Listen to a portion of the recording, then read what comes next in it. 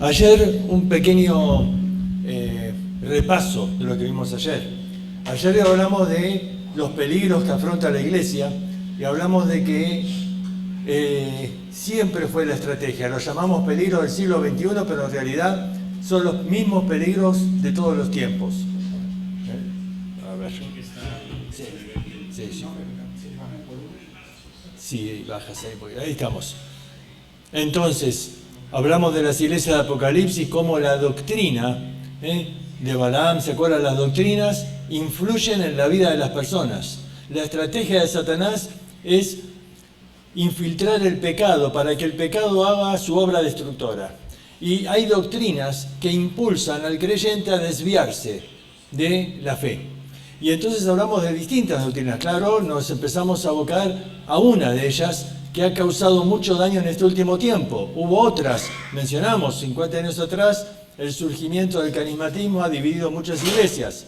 En esta última época fue el calvinismo el que ha causado muchas divisiones en las iglesias y ha causado también una disminución en la obra misionera, afectando a muchos porque esta doctrina mal interpretada de la elección y de la predestinación hacen que muchos digan: ¿para qué voy a gastar mi vida llevando el Evangelio si Dios ya tiene a su grupo de elegidos? Y si Cristo no murió por los que no eligió, entonces no tienen ninguna oportunidad de salvación. Así que bueno, ayer vimos la cosmovisión que tiene el calvinismo acerca del hombre y acerca de Dios. Acerca del hombre, dijimos, el calvinismo lo ve muerto, pero no interpretan muerto espiritualmente como la Biblia enseña, sino hablan de muertos como incapaces de creer, como que el hombre no puede hacer nada absolutamente, no puede creer si Dios no le da la fe. Entonces interpretan muerto como muertos físicos, y muerto en realidad separado de Dios. Esta cosmovisión del hombre totalmente depravado, que no puede hacer nada bueno y que no puede creer, no es la cosmovisión bíblica. Jesús enseñó que el hombre, puede hacer cosas buenas. Claro, nada de lo que el hombre haga puede ser suficiente para alcanzar la salvación. Por eso Dios necesita tomar la iniciativa, por eso el Espíritu Santo vino para buscar, para convencer al mundo de pecado, justicia y juicio. El Señor tomó la iniciativa. A ver, vamos a plantear algo sencillo. Cuando Dios creó a Adán y Eva, los hizo sin naturaleza pecaminosa, eran totalmente inocentes. No había nada en ellos que los impulsara al pecado. Fue necesario entonces una influencia externa que los impulsara al mal, que fue la de la serpiente. Ahora el hombre está totalmente del otro lado. Una vez que el hombre cayó en pecado, ahora la naturaleza pecaminosa está en nosotros. Ahora no hay nada bueno en nosotros que nos impulse a hacer el bien. Entonces es necesaria una influencia externa que nos impulse a buscar a Dios. Y esa influencia externa es la del Espíritu Santo. Por eso el Espíritu Santo obra en el mundo. No hay salvación sin la obra del Espíritu Santo. Pero el error es interpretar que el Espíritu Santo hace la obra solamente en un grupo de escogidos. Él convencerá al mundo de pecado, justicia y juicio. No solo a los elegidos, al mundo. Entonces, la salvación es ofrecida al mundo. Y vimos ahí como aún termina Apocalipsis y dice: el Espíritu y la esposa, que es la iglesia, dicen: ven, y todo el que tenga sed venga y tome gratuitamente del agua de la vida. El ofrecimiento de la salvación es a todo aquel que quiera, todo aquel que tenga sed, que venga y tome gratuitamente del agua de la vida. Y también dijimos una cosmovisión errada de Dios. Ellos ven a un Dios de ira, que no ama a todo el mundo, sino que ama a sus hijos, pero odia, dice, a los pecadores. Bueno, dijimos, esa no es la visión bíblica. Jesús dice que de tal manera amó Dios al mundo. No es al mundo de los elegidos, es a toda la humanidad. El amor de Dios es a toda la humanidad. Esto no significa que son todos salvos, porque Dios también es justo. pero Él proveyó un plan de salvación, una forma en que el hombre pueda alcanzar la salvación, creyendo en la obra de Cristo. Bueno, esto es una breve introducción de los de ayer. Hoy vamos a ver los conceptos más fundamentales. Mañana vamos a ver de otros peligros, no solo del calvinismo, pero hoy cerramos con este tema del calvinismo viendo 3 puntos principales de su doctrina. Uno es el concepto que ellos tienen de elección, el concepto de predestinación y el concepto de que Cristo murió por todos y no solo por los elegidos. Aunque esto no implique que son todos salvos, pero sí Cristo pagó por el pecado de todos. Espero que el tiempo nos dé para tocar estos 3 temas. Comenzamos con la doctrina de la elección. A ver si funciona. ¿Vamos bien? No. ¿Está prendido? Muy bien. Lo primero que aclaramos es que el concepto de elección en la Biblia aparece para distintos grupos. Juan 15 dice Jesús a los discípulos, yo los elegí a ustedes, ustedes no me eligieron a mí. Pero está hablando a los discípulos. Esto es algo particular. Hay una elección para el servicio. Dice Pablo, por ejemplo, instrumento escogido me es este. Hay una elección, no me saquen lo que estábamos para ahí para atrás. Ahí estamos. Grupal, Dios escogió al pueblo de Israel y hoy escogió la iglesia para ser sus testigos en este mundo. Hay una elección para salvación, en esa nos vamos a enfocar, y hay una elección futura de un remanente escogido. Vamos a enfocarnos en la elección para salvación. Dice 2 Tesalonicenses 2:13, pero nosotros debemos dar siempre gracias a Dios respecto a vosotros, hermanos amados por el Señor, de que Dios os haya escogido desde el principio para salvación, mediante la santificación del Espíritu y la fe en la verdad. No podemos negar que la Escritura habla de que Dios eligió para salvación. El problema es cómo llevó adelante esa elección. Hay distintas formas de elegir. Una es, dale ahí a la próxima, es una elección incondicional. ¿Qué significa esto? Dios elige arbitrariamente a quién quiere salvar y por lo tanto está elegido también a quién va a condenar. Esta doctrina de la elección para condenación, los calvinistas dicen, no, Dios eligió solo a los que va a salvar. Sin embargo, un teólogo calvinista llamado Berkhof dice lo siguiente, y es muy claro, fíjate, dale al próximo ahí.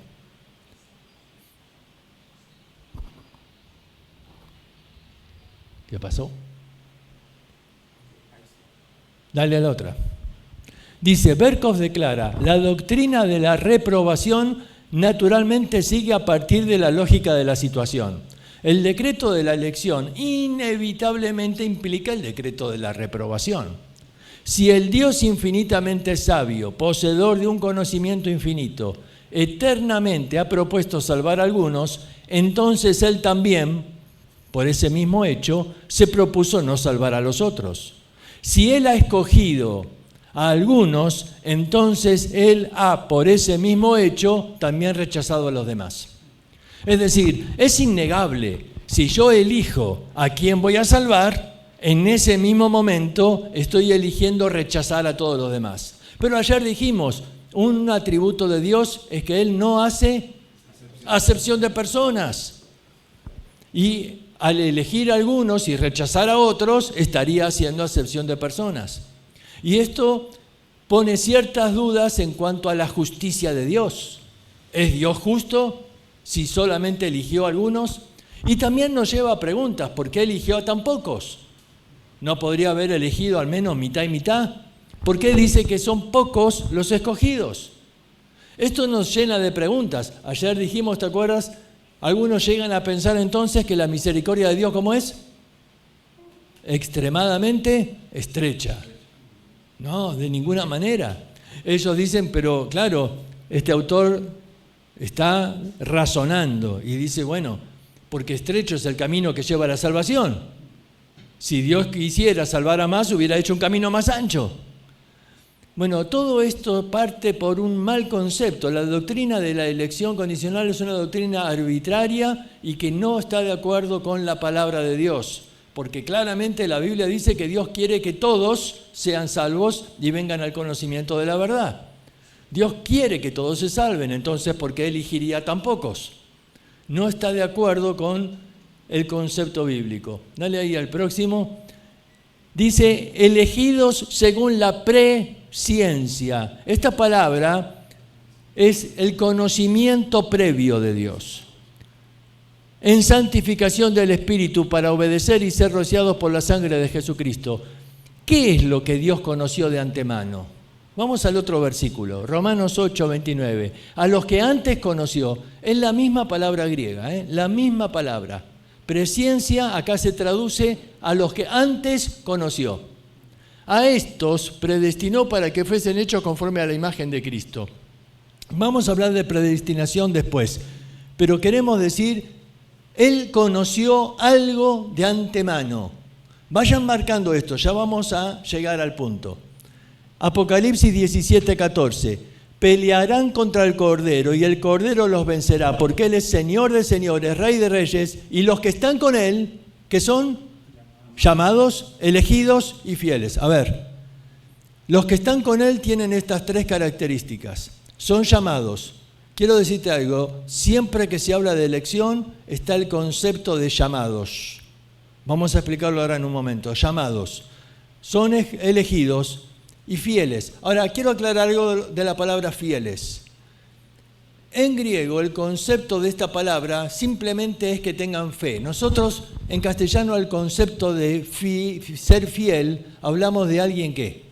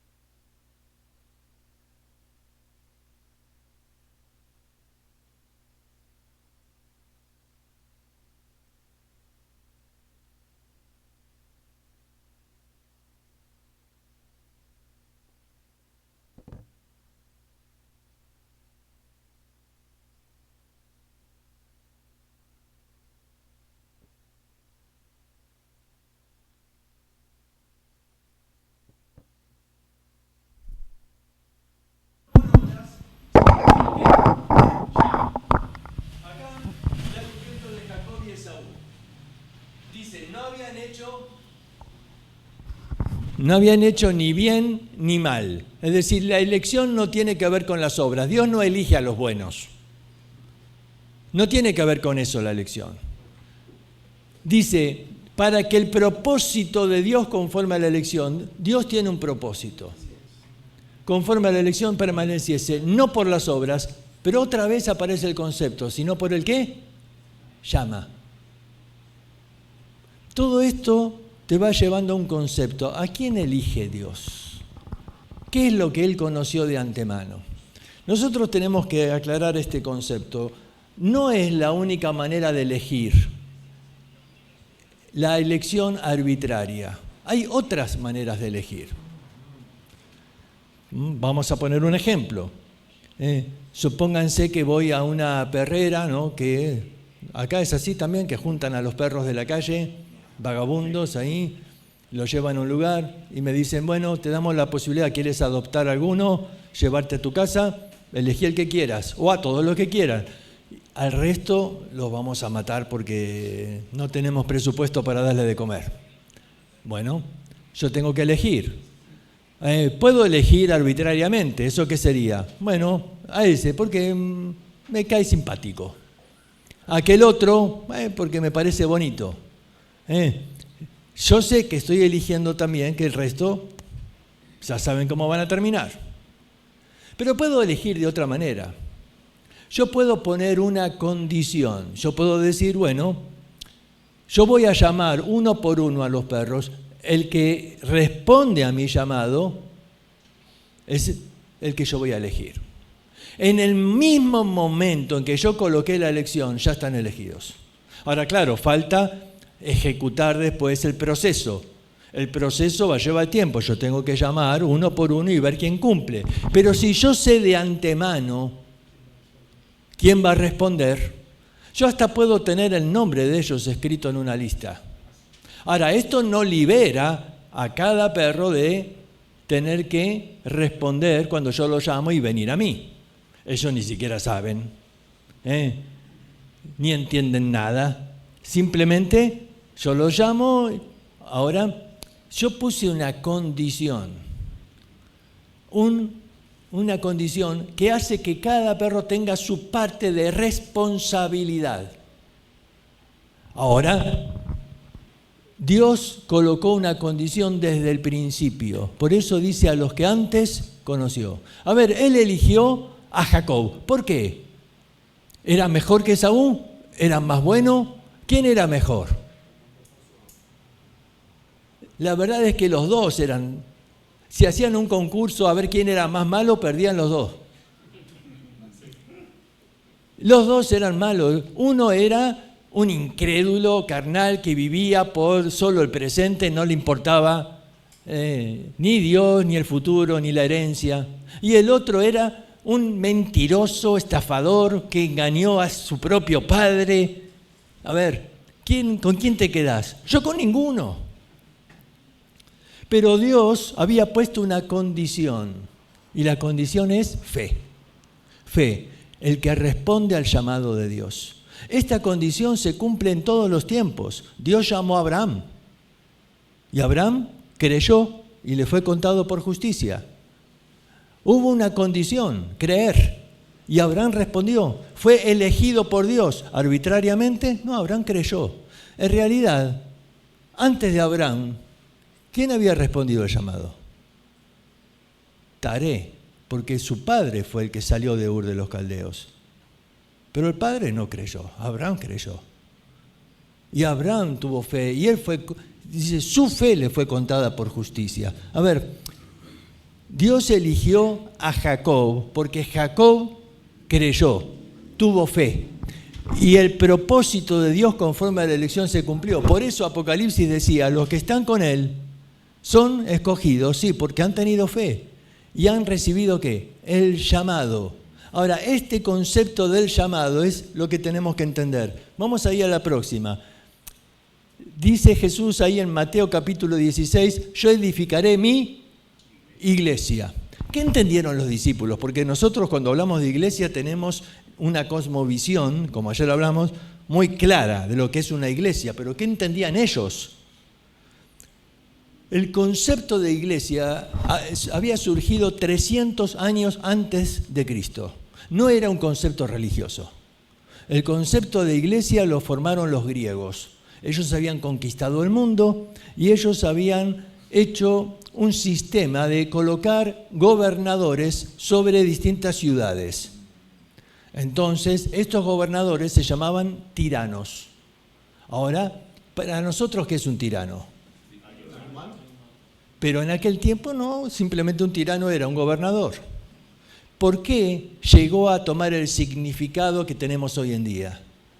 Porque era común, era habitual que estos gobernadores se abusaran del poder y colocaran impuestos tremendos y el que no podía pagar era castigado, torturado, echado en la cárcel. Entonces los griegos, para lograr un equilibrio, establecieron este concepto de la iglesia que significa llamados afuera. Eran convocados a salir de la ciudad y formar una asamblea donde iban a votar. Dicen que aquí comenzó la democracia, porque ellos votaban. A ver, ¿qué hacemos con este tirano? Ahora, los que respondían al llamado eran nombrados como elegidos o escogidos. Ahora, no eran escogidos con nombre y apellido, se convocaba a todos los hombres mayores de edad de la ciudad. Pero no todos salían. ¿Por qué no todos salían? Bueno, porque algunos tenían miedo, decían, no, este tirano es muy malvado, si nos descubre que estamos haciendo una votación contra él, nos va a matar. Por miedo, algunos no respondían. Otros por conveniencia. Decían, no, este hombre será malvado, pero a mí me paga bien. Yo le cobro los impuestos, yo trabajo para él, así que yo no voy. Así que muchos eran llamados. Pero solo los que respondían al llamado tenían este nombre, eran los escogidos. Ahora, la figura es perfecta, porque este mundo tiene un tirano, Satanás. Él ha usurpado el gobierno del mundo y dice que el mundo está impulsado, está gobernado por el príncipe de la potestad del aire, Satanás. Juan dice, el mundo entero está bajo el maligno. Y Dios está llamando fuera, siempre llama fuera, ¿ves? Él llamó a Abraham a salir de Ur de los Caldeos, Él llamó al pueblo de Israel a salir de Egipto. Y Él nos llama a salir. Es el llamado de Dios a salir. Por eso Juan 17, Jesús dijo, ustedes no son del mundo. ¿Ves? Llamó a los discípulos a salir de este sistema. Los que responden al llamado son los que son escogidos. Pero vamos a ver un ejemplo más. La parábola de la fiesta de las bodas. Esta parábola que se repite en Mateo, Marcos y Lucas tiene una enseñanza tremenda. No vamos a ver hasta dónde llegamos, pero vamos a ver. Esta parábola termina con un versículo que todos conocemos bien. Muchos son llamados y pocos escogidos. Ese es el versículo final de esta parábola. ¿Sabían? Está en este contexto. Así que para entender por qué son pocos los escogidos, tenemos que entender la parábola. ¿De acuerdo? Dice así, y envió a sus siervos a llamar a los convidados a las bodas, mas estos no quisieron venir. No quisieron venir. Todos fueron convidados, pero hay gente que no quiso. Vamos al próximo. Volvió a enviar a otro siervo diciendo, decid a los convidados, he aquí he preparado mi comida, mis toros y animales engordados han sido muertos. Todo está dispuesto, venid a las bodas. Del otro, mas ellos sin hacer caso se fueron, uno a sus labranzas, otro a sus negocios, y otro tomando a los siervos los afrentaron y los mataron. Hay una clara alusión a Israel, ¿no? Y a la reacción con los profetas que los persiguieron y los mataron. Pero bueno, seguimos. Entonces dijo a sus siervos, las bodas a la verdad están preparadas, id pues a la salida de los caminos y llamad a las bodas, ¿a quiénes? ¿A cuántos halláis? ¿Hay nombre de alguien? ¿Hay una indicación? No, ¿a cuántos halláis? Ve pronto, pasamos a Lucas para ver un agregado. Dice, por las plazas y las calles de la ciudad, y trae acá a los pobres, los mancos, los cojos, los ciegos, y fuérzalos a entrar para que se llene mi casa. A ver, hace poco se descubrió, ustedes escucharon de los rollos del Mar Muerto, ahí en Qumran, que se descubrieron porciones de la Escritura, ¿sí? Bueno, pero no se descubrieron solo porciones de la Escritura, se descubrieron también otros escritos. Hay un escrito muy interesante que se llama la regla mesiánica. Esta regla mesiánica está basada en un pasaje de Isaías que habla de que cuando el Mesías venga va a ser una gran cena invitando gente de todas las naciones. Y entonces dice que en esa cena, donde el Mesías se va a presentar como rey, dice, está prohibida la entrada. ¿A quiénes? A los mancos, a los mancos, a los cojos, a los ciegos, a los pobres y a los muy viejos. Perdimos algunos, ¿no? Perdimos. Entonces dice, en esa regla mesiánica, dice, no pueden entrar. Solo los que sean perfectos van a poder entrar en esa cena. Cuando alguien le dice a Jesús, bienaventurados los que puedan entrar a esa cena, Jesús responde con esta parábola. Y les dice, no, ustedes llamen a los mancos, a los ciegos, a los pobres. ¿Y por qué dice fuérzalos a entrar? Porque ellos decían, nosotros no vamos a ser aceptados. No, ustedes fuércenlos a entrar, tienes que ir a animarlos. Spurgeon dice que hay 3 verbos acá que todos cristianos debemos cumplir. Dice, en primer lugar, ve, tenemos que ir. Segundo, trae, porque no van a venir por sus propios medios, hay que traerlos. Y tercero, fuérzalos a entrar. Esa es la comisión. Nos manda. Ahora, sigue, fíjate. Dice, y saliendo los siervos por los caminos, juntaron a todos los que hallaron. Fíjate, juntamente malos y buenos. Fíjate la relación con el versículo de Romanos, de Jacob y Esaú. ¿No habían hecho qué? Ni bien ni mal. Dios no mira el pasado de la persona. Dice, juntamente malos y buenos, y las bodas fueron llenas de convidados. Seguí. El próximo. Dice, y entró el rey para ver a los convidados y vio allí a un hombre que no estaba vestido de bodas. Y acá encontramos algo extraño. Vio a alguien que no estaba vestido de bodas.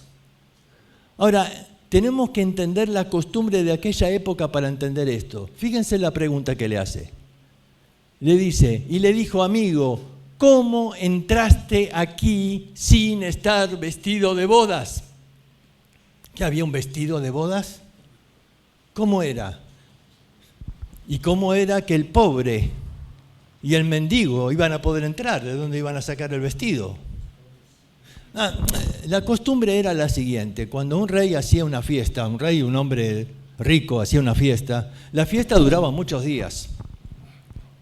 ¿Y cómo hacía él? Bueno, si yo tenía 1000 invitados, mandaba a fabricar 1000 túnicas iguales. 1000 túnicas con un color o con una serie de colores idénticas. Cuando una persona entraba, los siervos miraban a ver si estaba invitado. Sí, está invitado, y entonces le ponían la túnica encima. De esa manera, en la fiesta, nadie iba a quitar la gloria y el honor del novio y de la novia, que tenían que ser el centro. Y de esa manera, el fariseo, con todo su pompa y lujo, se iba a ver igual que el otro, humilde. Todos tenían la túnica que los cubría. Eso se hacía en la entrada. Ahora, fíjate la pregunta. ¿Cómo es la pregunta? ¿Cómo entraste aquí? ¿Qué implica esto? Esta persona no entró por la puerta. No entró por la puerta. ¿Cómo entraste acá? Porque si hubieras entrado por la puerta, te hubieran puesto la túnica. Si no estás vestido de boda, no entraste por la puerta. Y entonces le dijo, atadle de pies y manos y echadle a las tinieblas de afuera. Allí será el lloro y el crujir de dientes. ¿Qué te suena? Hay algo acá que me llama la atención. ¿No es que el rey quería que todos estén en su casa? ¿No es que él quería que su casa esté llena y que todos estén ahí? No le importaba si eran malos o buenos, no le importaba si era pobre, manco, ciego, no le importaba nada. ¿Por qué se enojó con este hombre? ¿Por qué lo echa? ¿Por qué no le dijo, bueno, escúchame, anda que te pongan la túnica? ¿Por qué? ¿Por qué dice atarle y echarle afuera? Si él quería que su casa esté llena, ¿por qué? Porque él quería que todos entren, pero puso una condición. Tenía que pasar por la puerta. ¿Y quién es la puerta?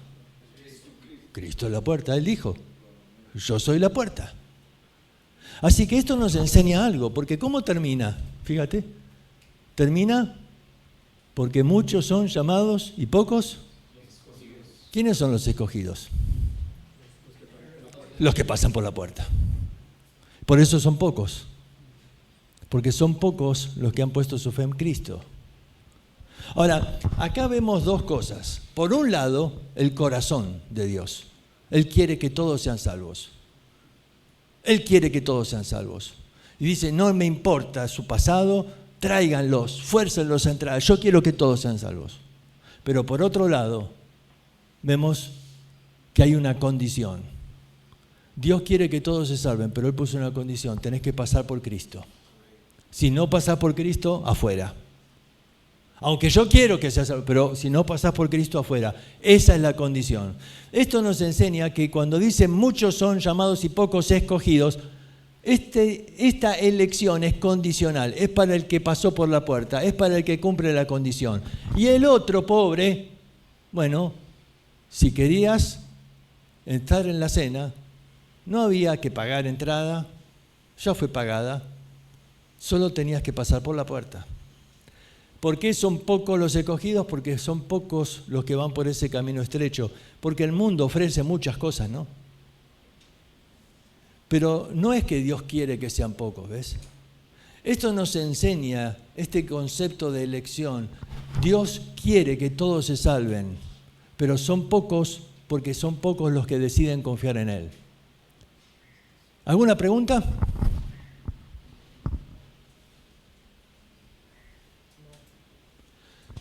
Muy bien. Poneme, por favor, el de que dice expiación limitada. Y dejamos predestinación para la última reunión. Vamos a empezar con esto.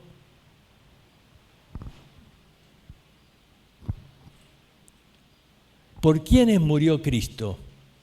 Y si Cristo pagó el pecado de todos, ¿no significa que todos serán salvos?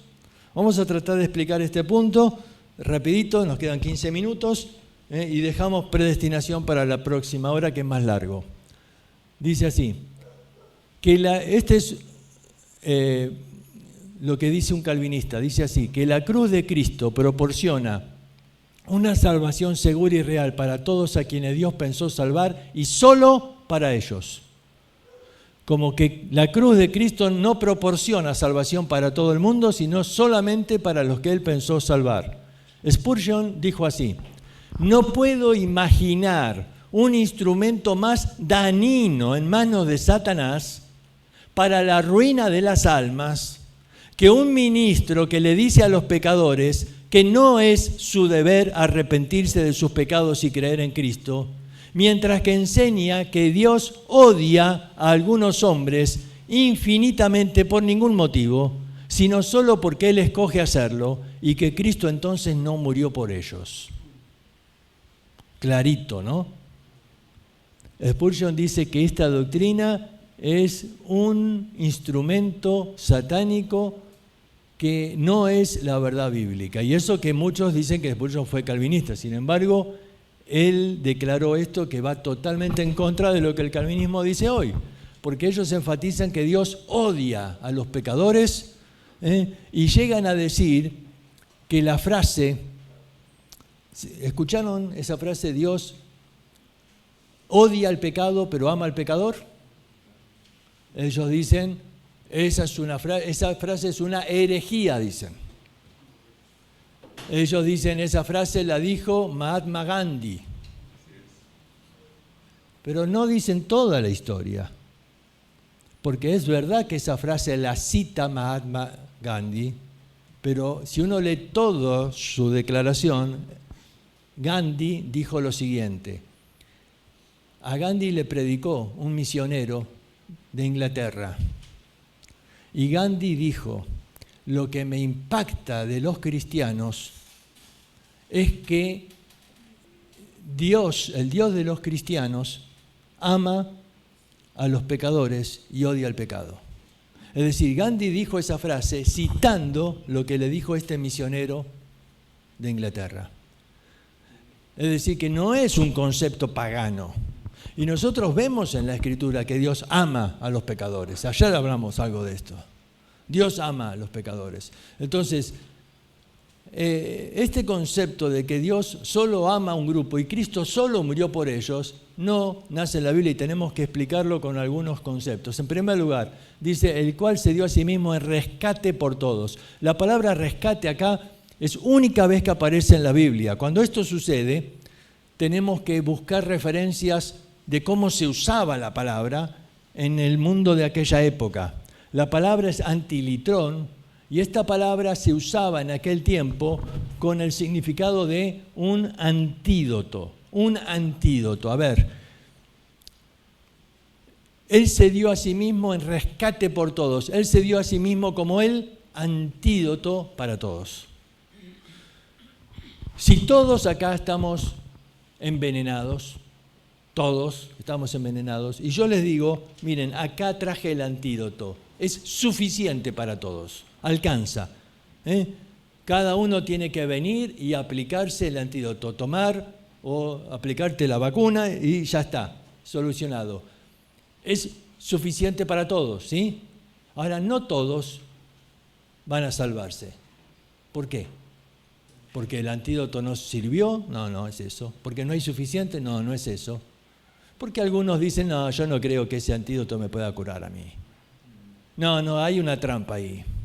No, seguramente me van a vender algo, ¿no? El asunto es que algunos van a decir, no, yo no me voy a dar eso. Bueno, el antídoto está disponible para todos. Esto no implica que todos sean salvos. Eso es lo que dice ese texto. Cristo se dio a sí mismo como el antídoto para todos los hombres. Alcanza, es suficiente. El veneno del pecado está en todos, pero el antídoto está disponible. Ahora, ellos dicen de que si Cristo murió por todos, esto implicaría que todos se salven. No. Esto lo explica Isaías capítulo 53 con el concepto de pago potencial y pago efectivo. Vamos a poner un ejemplo para explicar esto y luego vamos al versículo. Supónganse que todos ustedes tienen una deuda. Yo les hablo a los alumnos cuando les enseño esto y les digo, bueno, todos tienen una deuda. Sí, generalmente todos los alumnos de instituto deben plata. Pero vamos a poner que yo pagué la deuda de todos ustedes, pero yo pongo un requisito. Tenés que ir a la administración y firmar diciendo que aceptás que el dinero que yo puse ingrese a tu cuenta. Esa es mi condición. Ahora me voy de clase después de dar el aviso y los alumnos empiezan a murmurar. Y uno dice, el profe ¿de dónde va a sacar plata para pagarnos la deuda? Y otro dice, esto es una broma. Seguro nos van a estar filmando ahí y después se van a reír de nosotros. El asunto es que muchos deciden no ir. Algunos sí van y firman y el dinero entró en su cuenta. Aunque yo deposité dinero suficiente para pagar la deuda de todos, aunque potencialmente el pago fue efectuado, ese pago no ingresó en la cuenta de muchos que no creyeron. Esto es pago potencial y efectivo. Fíjense cómo dice Isaías. Dice, todos nosotros nos descarriamos como ovejas, cada cual se apartó por su camino, mas Jehová cargó en él el pecado de todos nosotros. Fíjense las palabras que se repiten, todos y todos. ¿De quién está hablando? De todos. ¿Por qué? Porque está hablando de todos los que nos descarriamos. ¿Hay acaso algún ser humano que no se haya descarriado? No. Todos hemos pecado, así que todos estamos incluidos en esto. Y Cristo, dice, cargó el pecado de todos. Dios cargó en él el pecado de todos. Pero fíjate más adelante, versículo 11. Verá el fruto de la aflicción de su alma y quedará satisfecho. Por su conocimiento justificará a mi siervo justo a... No dice todos, dice muchos. Y llevará las iniquidades de ellos. ¿Por qué? Porque dice acá la condición, por su conocimiento. Ahora, no es el concepto de conocimiento intelectual. En la Biblia la palabra conocimiento lleva un concepto de conocimiento de relación. Adán conoció a Eva y nació un hijo, ¿no? José no conoció a María hasta que después que nació Jesús. Conocer habla de relación, de comunión. Jesús dice, apartaos de mí, hacedores de maldad. Nunca, ¿cómo que no los conoce? ¿No sabe Jesús quiénes son? ¿No sabe cómo se llaman? ¿No los conoce? Sí los conoce. Pero dice, nunca los conocí, nunca tuve una relación con ustedes, nunca tuve comunión. Nunca tuve comunión. Segunda Timoteo, Dios conoce a los que son suyos y no conoce al resto. No, tiene comunión con esos. A ver, acá habla de una condición. Por su conocimiento justificará a muchos, no a todos, y llevará las iniquidades de ellos. Se hace efectivo en los que creen, en los que tienen comunión con Dios. Entonces, pago potencial, todos, pero se hace efectivo en los que creen. Dale el próximo. la gracia para salvación se manifestó a todos los hombres. Dale el próximo ahí. El cual quiere que todos los hombres sean salvos. Ahora, si yo quiero que todos sean salvos, pero Cristo murió solo por algunos, sería una contradicción. Dale el próximo. Para que por la gracia de Dios Jesús gustase la muerte por todos. Y Él es la propiciación de nuestros pecados. Y no solamente por los nuestros, sino también por los de todo el mundo. Hay un autor calvinista que dice que mundo acá se refiere al mundo de los elegidos. Porque Jesús nunca hubiera pagado el pecado de aquellos que no eligió.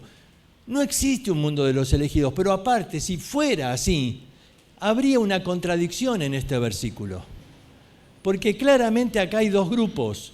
Juan dice, es la propiciación de nuestros pecados, y no solamente por los nuestros. ¿Quiénes son los nuestros? Los creyentes. Y dice, no solamente por los nuestros, sino también por los de... Acá hay dos grupos, el grupo de los creyentes y todo el mundo. Ahora, si todo el mundo se refiere a todo el mundo de los elegidos, Juan estaría diciendo algo sin sentido, estaría diciendo algo así, no solamente por el pecado de todos los creyentes, sino también por lo de todos los creyentes. Es redundante, está repitiendo lo mismo. No, acá hay dos grupos y dice que Jesús fue la propiciación por los pecados de los dos grupos. Y esto no significa que son todos salvos. ¿Por qué? Vamos al próximo. Dice, en realidad Cristo solo pagó el castigo de aquellos que habrían de arrepentirse y creer. La mayor parte del mundo se condenará por la eternidad para pagar por sus propios pecados. Así que estos no podrían haber sido pagados por Cristo. Esto dice un calvinista, ¿no? Mundo alude a la esfera de los seres con quienes Dios procura reconciliarse, a favor de los cuales ha provisto un medio de propiciación perfecta, o sea, el mundo de los escogidos. Esto era lo que yo te decía que dice ese autor. Cristo ha suministrado una propiciación breve y temporal para el mundo entero, pero Él satisfizo a plenitud la ira eterna de Dios solo a favor de los elegidos. A ver, ¿qué significa una propiciación breve y temporal? No existe esto en la Escritura. A ver, o hay propiciación o no la hay. Ahora, ellos aluden a un problema. Fíjate el próximo. Dice, porque el amor de Cristo nos constriñe pensando esto, que si uno murió por todos, luego todos murieron. Y por todos murió, para que los que viven ya no vivan para sí, sino para aquel que murió y resucitó por ellos. Por todos murió. Las objeciones. Ellos dicen, si Cristo murió por todos, el pecado se estaría pagando dos veces. Porque Él pagó el pecado, pero después cuando la persona va al infierno lo vuelve a pagar. El doble pago. No. Tenemos que explicarlo de la siguiente manera. No hay doble pago. ¿Por qué? Porque Cristo pagó por todos, pero el pago no se hizo efectivo en los que no creyeron. Y por lo tanto, cuando van al infierno tendrán que pagar su deuda porque no ha sido ingresado el pago que hizo Cristo. La otra, algo de la sangre de Cristo se hubiera derramado en vano. Se argumenta que si alguien por quien Cristo murió pasa la eternidad en el lago de fuego, entonces parte de la sangre de Cristo fue innecesariamente derramada. Esto es un absurdo total. A ver, ¿cuánta de la sangre de Cristo sería necesario para salvar solamente tu vida? ¿Una gota sería suficiente? Había una canción antigua que decía, una gota de sangre sería suficiente. ¿En serio? Entonces Cristo no hubiera muerto en la cruz. Si hubiera pinchado un dedo, diría, ¡ping! Listo. Después me pincho otro, ¡ping! Listo. ¿Cuánta sangre sería necesaria derramar para salvarme solo a mí? Toda. Porque la figura del derramamiento de sangre tiene que ver con la muerte. Cristo tenía que derramar toda su sangre por salvar solo a uno. Y si salvó a uno, solo a uno, nada de su sangre hubiera sido derramada en vano. ¿Por qué? porque salvó a uno. Por la gracia de Dios salvó a millones, no a uno. Pero bueno, estamos dando un ejemplo, ¿no? Este concepto es absurdo porque nada de su sangre se derramó en vano. Verá el fruto de la aflicción de su alma y quedará satisfecho. Está diciendo que Jesús vio desde la cruz el fruto de los que iba a salvar con su sangre y surgió la satisfacción en su corazón al ver los salvados por su sacrificio. Nada se derramó en vano.